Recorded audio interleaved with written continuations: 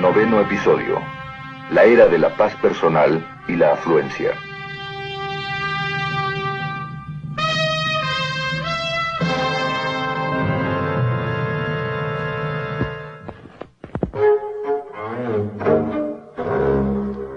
El pensamiento humanista moderno se ha desmoronado en muchas formas, hasta que en un cierto punto de la historia, y yo lo colocaría en principios de los 60, las personas oyeron este mismo mensaje llegando a ellos de todas partes absolutamente. Cuando leían libros de filosofía, o cuando asistían al museo de arte, o escuchaban música, o leían una novela moderna, o asistían al cine filosófico, era siempre lo mismo. Y eso es que, en una base humanista, la razón conduce a la desesperación, a ninguna respuesta, y las personas deben tratar de encontrar soluciones en el área de la sinrazón. Llevó a las personas al punto donde no había ningún valor fijo para nada. Estos habían desaparecido, y la gran mayoría de las personas había llegado al punto donde solo tenían dos horrendos valores, horribles valores: paz personal y afluencia. Ahora, como voy a usar estos términos una y otra vez durante este episodio, déjenme definirlos cuidadosamente y les ruego que escuchen. Cuando uso el término paz personal, me refiero a que deseo que me dejen solo, y no me interesa lo que le pase al hombre del otro lado de la calle o del otro lado del mundo. Quiero que mi estilo de vida no sea perturbado, sin considerar lo que significaría incluso para mis propios hijos y mis nietos. Eso para mí es paz personal.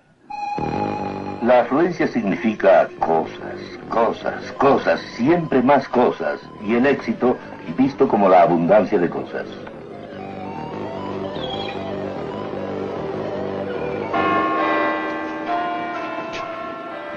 A principios de los 60, toda una generación había sido influenciada por la enseñanza de que la razón conducía solo al pesimismo en el área del significado de la vida y de cualquier valor.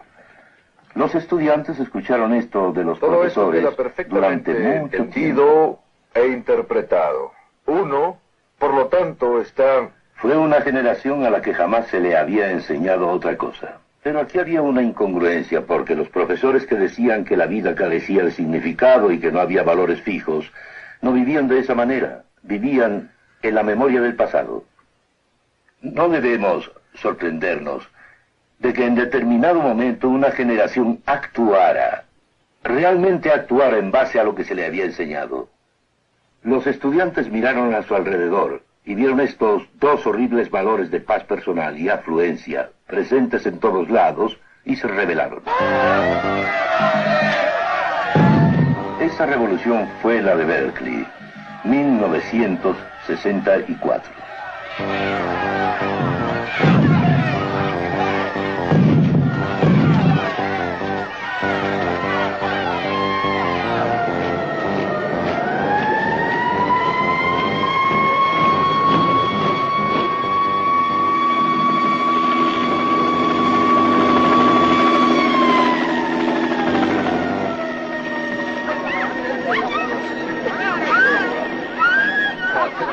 Volviendo a lo que ahora es historia pasada, no entenderemos en dónde nos encontramos hoy si no tomamos un momento para comprender la corriente a través del Berkeley de 1964.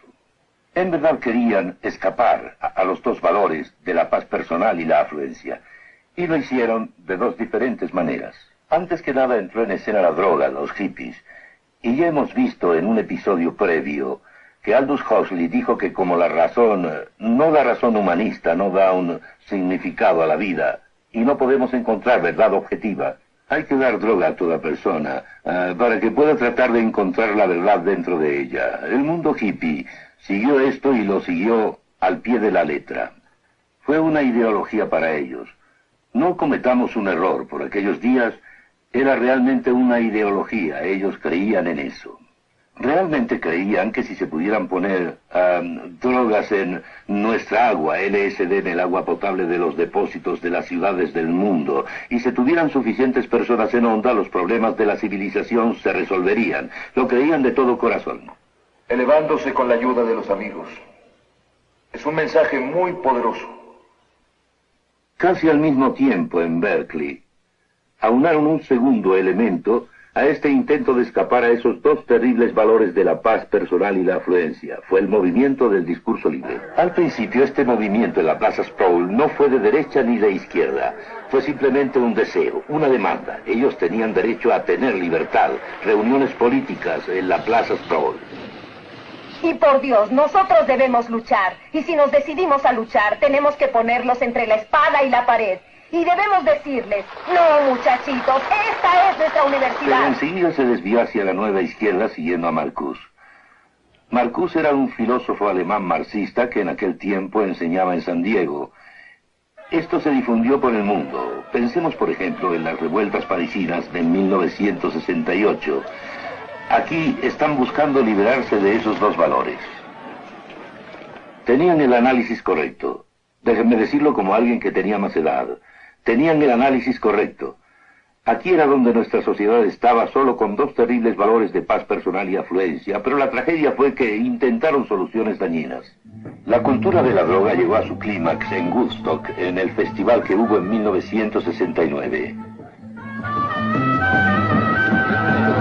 Pero en Altamont, también en 1969, hubo otro festival. Los ángeles del infierno que fueron contratados para vigilar el terreno mataron por lo menos a un hombre.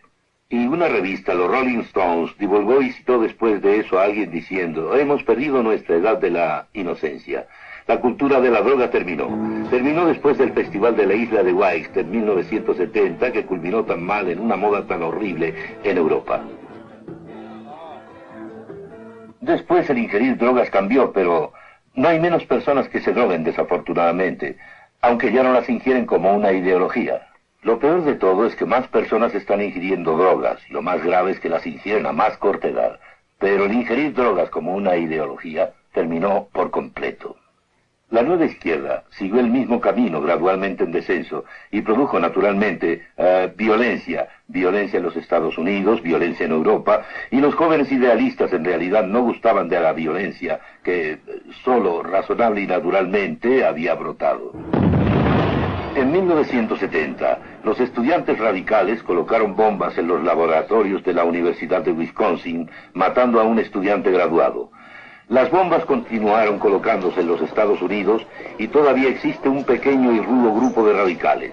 Pero la violencia de la nueva izquierda, culminando en el bombardeo de este edificio de laboratorios, hizo que la mayoría de los jóvenes de los Estados Unidos ya no viesen la nueva izquierda con esperanza.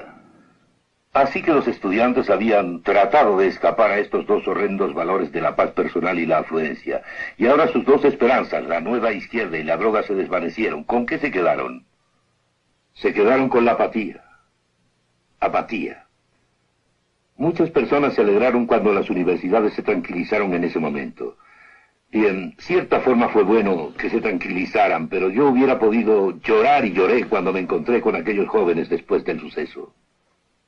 Todo lo que tenían era apatía. Y habían tratado de escapar de los pobres valores de sus padres o de los valores de la sociedad y habían girado en círculo volviendo para acabar más atrás. Y ahora la apatía los gobernaba. ¿Y qué quedaba? Los dos valores de la paz personal y la afluencia regían soberanamente. Ahora, alejándonos de los Estados Unidos, una fuerte minoría dominante en Europa y una mayoría de estudiantes, digamos por ejemplo en Sudamérica y otras partes del mundo, dieron un nuevo cambio en el área de la sinrazón. Y esto es, que se comprometieron ellos con la línea marxista, maoísta o leninista. ¿Por qué es esta nueva clase de cambio, dentro del área de la sinrazón, tan utópica en un mal sentido como el de la anterior droga? Les diré por qué. Simplemente porque, donde quiera que el marxismo-leninismo ha llegado al poder, siempre ha significado opresión. Siempre. Y estos jóvenes solo cerraron sus ojos ante esto.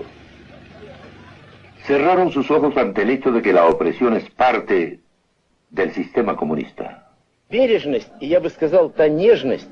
Nadie nos ha señalado esto mejor que Solzhenitsyn, con su énfasis, cuando trajo al mundo occidental sus escritos y conferencias, y dijo que llegó a haber 15 millones de reclusos en los campos de concentración en un momento de la Rusia soviética. Ha dicho que, a partir de la revolución comunista en Rusia hasta 1959 solamente, 66 millones de personas murieron por motivos políticos. Donde quiera que se considere, el mundo comunista siempre produce opresión interna, mas no debemos olvidar nunca que también produce opresión externa. Podríamos considerar varias cosas, pero lo que nos viene a la mente es Hungría y Checoslovaquia. Yo estaba viviendo en Suiza en noviembre 4 de 1956, cuando los tanques rusos entraron en Hungría. En esa época en particular tenía un radio de onda corta. Todo el día escuchaba a los estudiantes húngaros hablando en inglés, a veces un mal inglés, a veces un buen inglés, esperando que el mundo exterior escuchara. Me impresionó eso. Nunca lo olvidaré. Nunca. Aquellas voces implorando ayuda. Justo después de eso, los periódicos sacaron la imagen de una hermosa, franca y adorable muchacha llamada Ilona Todd. Era una fotografía de Ilona durante el juicio en el que se pretendía condenar la muerte por haber tomado parte en la resistencia contra la opresión externa que el marxismo-leninismo trae naturalmente consigo. Fue colgada en julio de 1957. El marxismo-leninismo es una irrupción por otra razón incluso más básica que la que señalaba anteriormente. Es fundación, es filosofía, es materialismo. A lo largo de esta serie hemos demostrado que el humanismo, el hombre a partir de sí mismo, no puede generar ningún valor real o significado o dignidad para el hombre. He aquí un sistema basado completa, consciente y totalmente en el materialismo. No hay lugar para la dignidad humana en el sistema materialista. El conocido comunismo de la fase humana, que algunos de los eruditos en los países comunistas satélite han apoyado, y algunos fuera de los países satélite también comunistas lo han apoyado, no es posible. Sencillamente no es posible en base al materialismo. Con todo, es extraña la manera en que los jóvenes y los mayores en los países no comunistas son atraídos por el marxismo-leninismo idealista. Es mi convicción, después de examinar las tendencias y partidos y todo eso, que el Partido Comunista se apega a la mayoría de estos ideales y... La razón es que se habla mucho de la dignidad humana, ser tratados mejor. Para resolver los problemas y para dar vida y brindar a los jóvenes una vida con sentido y llena de propósitos. ¿Se puede deducir esto a partir de una base materialista? No. ¿Quieren saber lo que es? Se lo diré. Hay solo una manera de entender el marxismo utópico e idealista. Y esta es que es una herejía cristiana. Y luchando en contra y condenando lo que es erróneo en el mundo, y el Señor sabe que hay muchas cosas erróneas en el mundo. El comunismo idealista utópico simplemente se sobrepasa, acoge estas frases que jamás pudieron producirse de una filosofía materialista, las vuelve a recordar, las usa separadas de los resultados naturales, de su posición, y haciendo eso, atrae a quienes han sido atrapados por el marxismo-leninismo idealista. Cuando el marxismo-leninismo llega al poder es otra historia. Es siempre opresión. Y la voluntad de la mayoría entonces carece de sentido. No solo deja de existir la dignidad del individuo, sino que la voluntad de la mayoría tampoco tiene significado. Ahora debemos entender que hay dos corrientes de marxismo-leninismo. Deben mantenerse separadas y debemos distinguir claramente estas dos corrientes. La primera es la corriente idealista utópica, siendo gente joven, aunque a veces no mucho, que ha irrumpido en el área de la sinrazón para aceptar el marxismo-leninismo. Esa es una corriente. La segunda corriente es el sólido núcleo ortodoxo de miembros del Partido Comunista en varias naciones fuera del bloque comunista. Ahora encontramos que el riesgo radica en las personas que tienen solo los valores de la paz personal y la afluencia. Si aparentemente el comunismo les promete paz personal y afluencia, nadie sabe lo que harán estas grandes mayorías.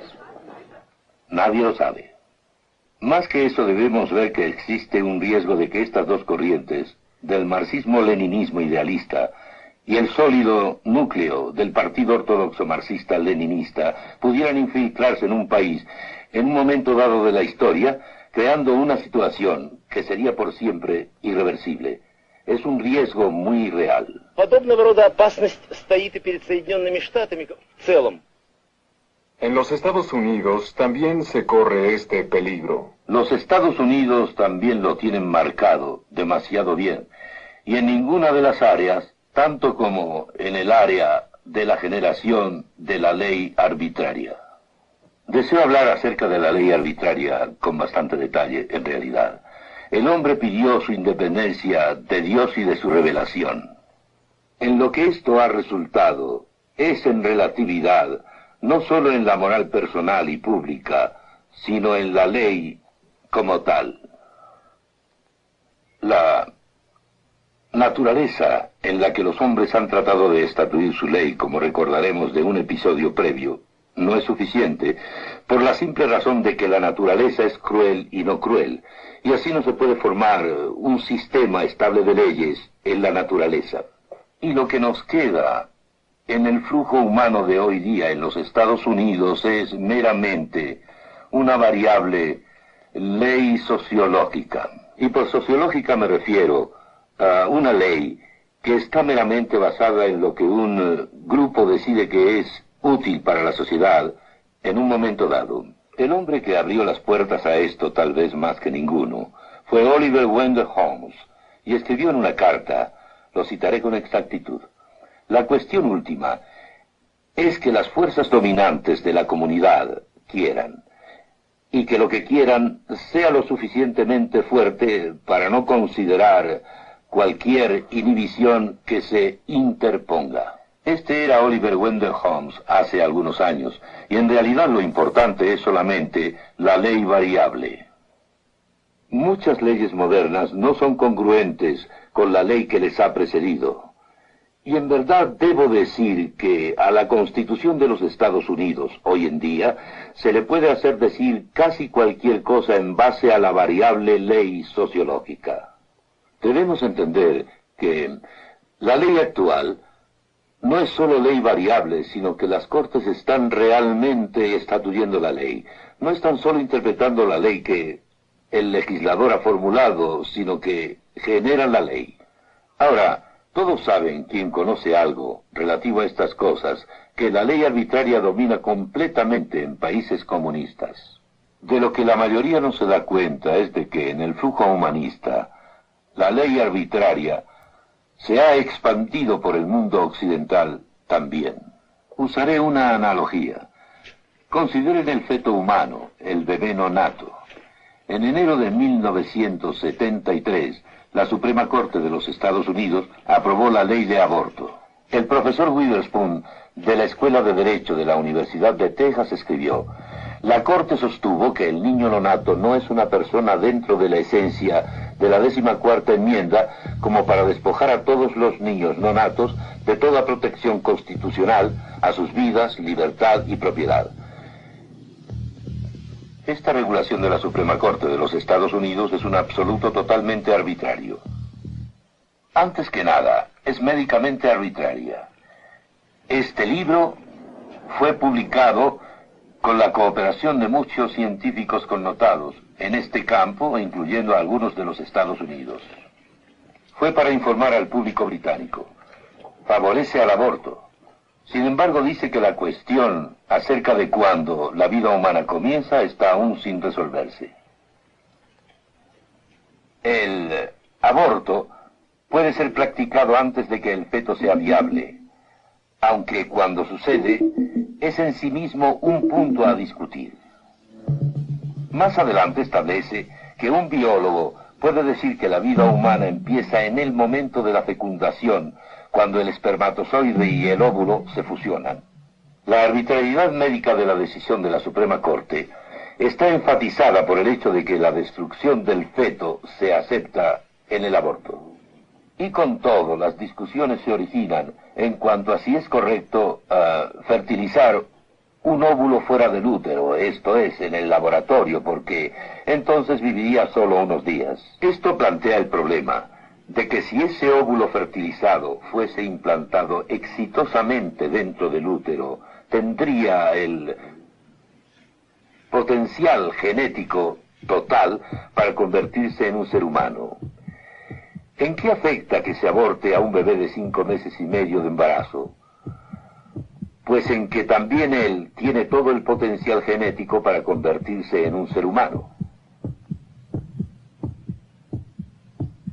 El juez White, de la Suprema Corte, en su discusión concerniente a la ley del aborto, dijo que es el ejercicio del poder judicial inexperto, un ejercicio descuidado y extravagante del poder de supervisión judicial.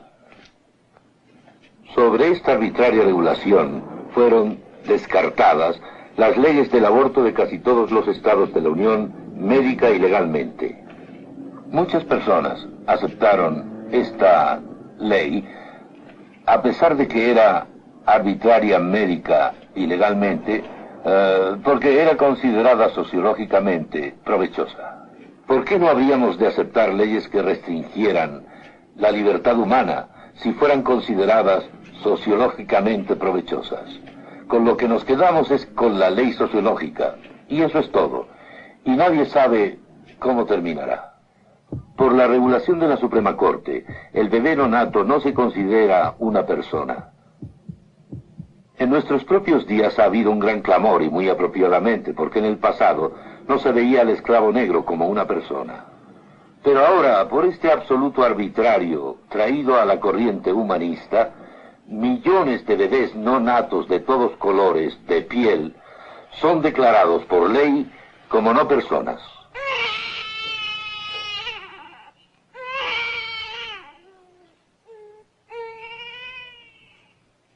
Ahora hay que hacerse una pregunta. En el día en que no haya valores fijos, ¿por qué no los viejos, los enfermos incurables, los dementes y otras clases de personas en forma igualmente arbitraria se les declara como no personas en base a la ley arbitraria si los jueces consideran que es sociológicamente provechoso?